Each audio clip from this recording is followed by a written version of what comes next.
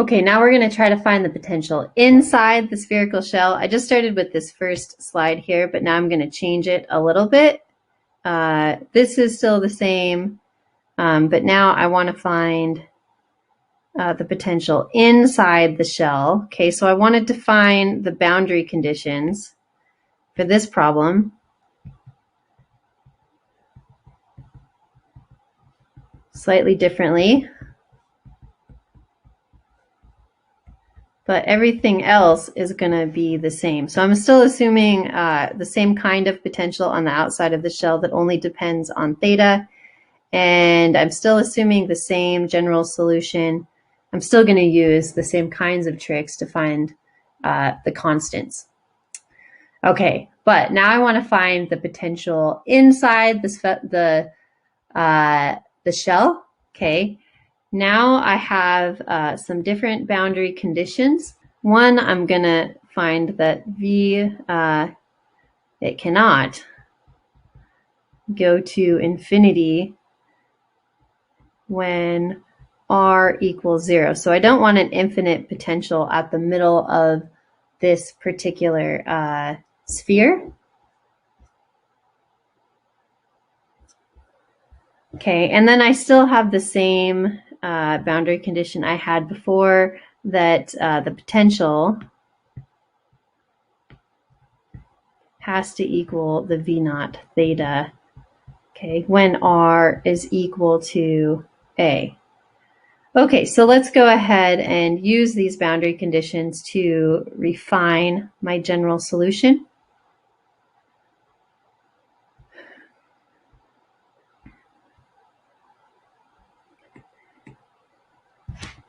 Okay, boundary condition 1 tells me that B sub L has to equal to 0, or this term here, the B sub L R to L plus 1, would go to infinity when R is equal to 0. That's a no-no, okay?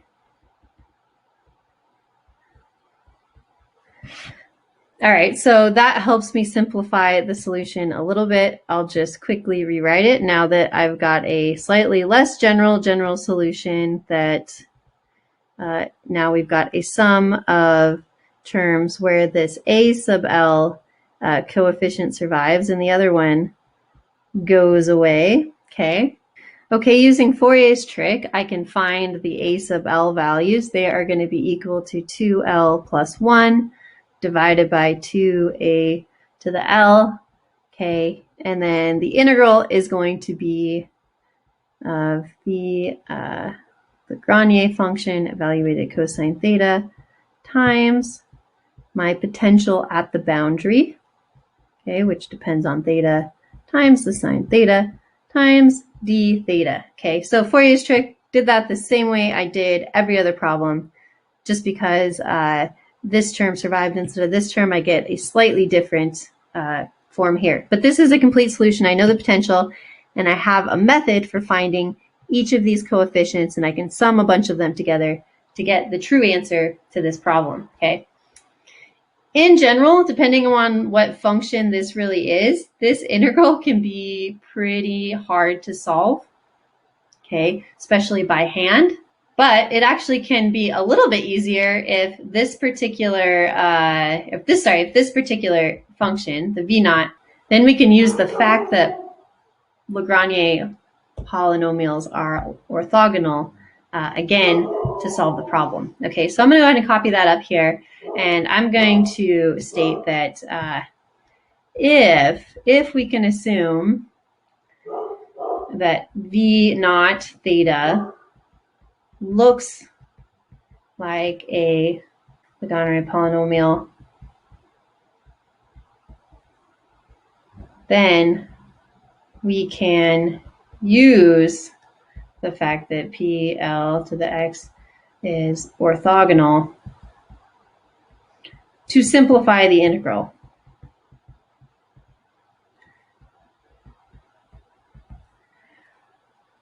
Okay, so if, for example, V naught theta is equal to some constant times any of the Lagrange polynomials,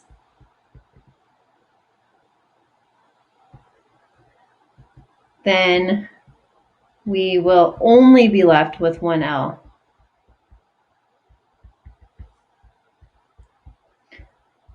Okay, so for example, we'll do a little example here.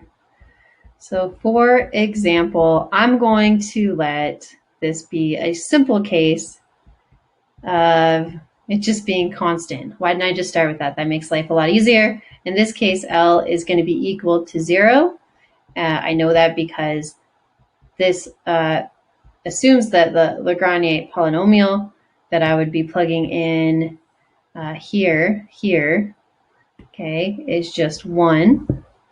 So when I plug that in here, I put zeros for all the places where there is L. That is a 1.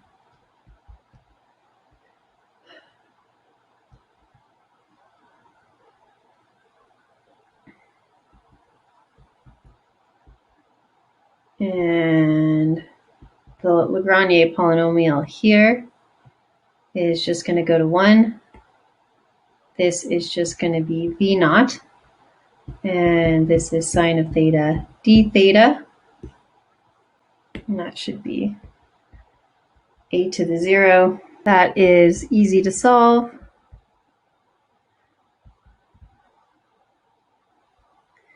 And then our general solution would just look like, if I go back here to my general solution, I would just be left with L equals 0 term. So this would go to 0. And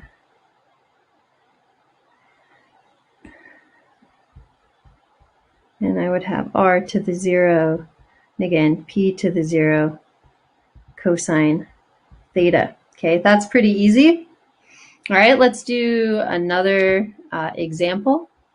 Okay, now let's say now we'll have the potential at the surface of the sphere be equal to sine squared theta. This looks a little bit harder, but I can use the fact that sine squared of theta is equal to 1 minus the cosine squared of theta. Okay, I know that the 0th order Lagrange polynomial is 1, and the second order Lagrange polynomial is 3/2 cosine squared theta minus 1/2. Okay, and the trick here is the idea that I got this into a cosine form, okay, because I'm evaluating the Lagrange polynomials with respect to cosine, and then I know that these are polynomials, which means if you look at the different terms, it starts right with cosine evaluated at the 0th power, which gives you 1, and then the first power, and now the second power, which gives you cosine squared. So if I have a cosine squared here, that's a hint that I want to use the second or Lagrange polynomial where L is equal to 2. Okay, so if I do that, I can rewrite my original thing, which was originally the sine squared of theta. I can rewrite that as negative 2/3 times the Lagrange polynomial for L equals 2 minus 1/3 times that Lagrange polynomial. You guys can work out the math if you want. Okay, and in this case,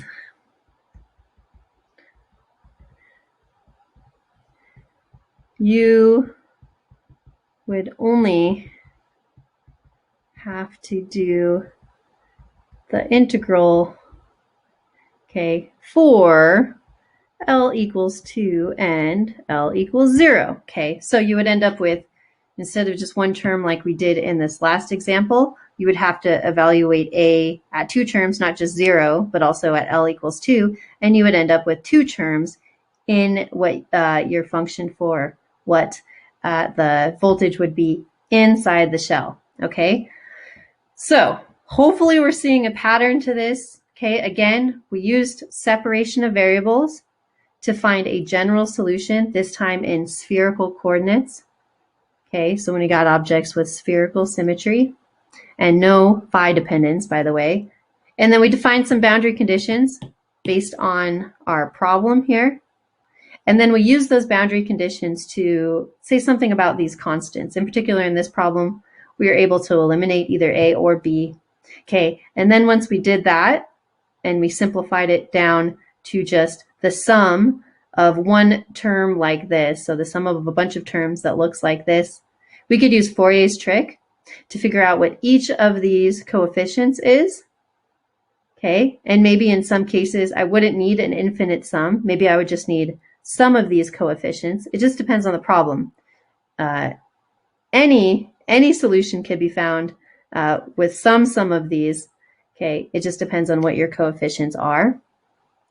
So if I can do this integral, I can find these coefficients, and then I can rewrite, okay, right? I can rewrite my potential as whatever coefficients survive. Okay, so I didn't finish this one. You guys can finish it, but here I did give you some idea about how to finish that one.